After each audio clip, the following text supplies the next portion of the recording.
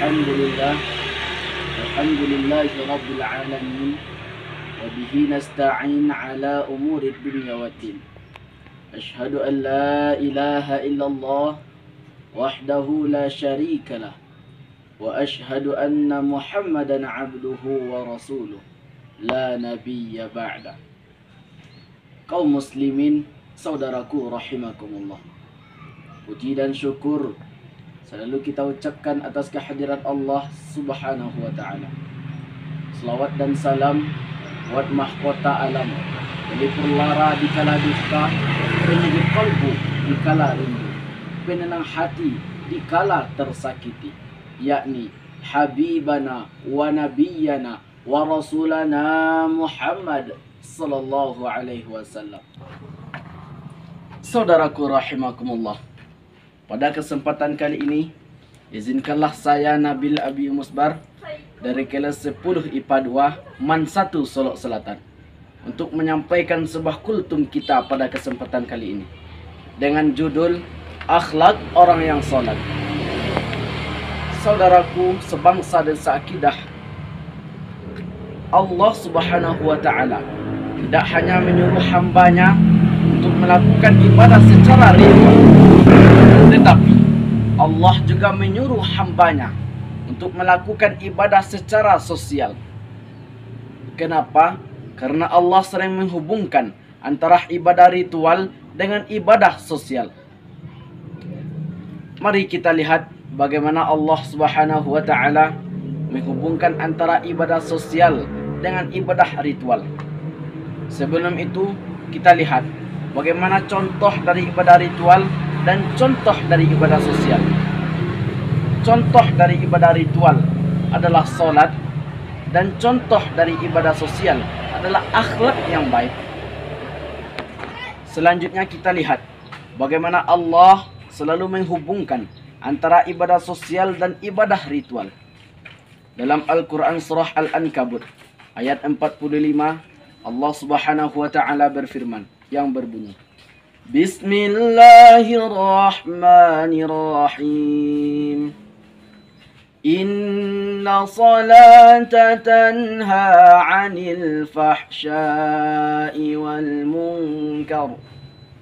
Artinya, sesungguhnya salat itu mencegah diri kita dari perbuatan keji dan mungkar.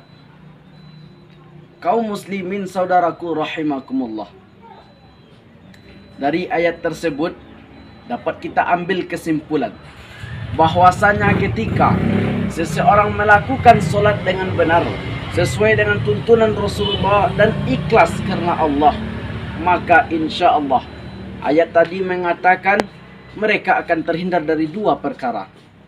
Yang pertama adalah fahsya. Fahsya adalah perbuatan kejahatan yang timbul dari syahwat seseorang. Contoh dari perbuatan fahsya adalah pornografi, porno aksi, LGBT, dan lain sebagainya. Maka dari itu, ketika seseorang melakukan salat dengan benar, sesuai dengan tuntunan Rasulullah dan ikhlas karena Allah, maka insya Allah akan terhindar dari perbuatan fahsya tersebut.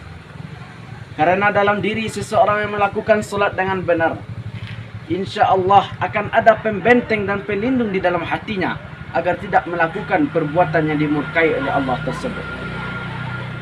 Kaum muslimin saudaraku yang dimuliakan Allah Subhanahu wa ta'ala. Yang kedua, ketika seseorang melakukan salat dengan benar, ikhlas karena Allah dan sesuai tuntunan Rasulullah, maka insya Allah akan terhindar dari perkara yang kedua, yaitu kemungkaran. Mungkar adalah perbuatan keji yang timbul dan merusak orang lain atau merugikan orang lain.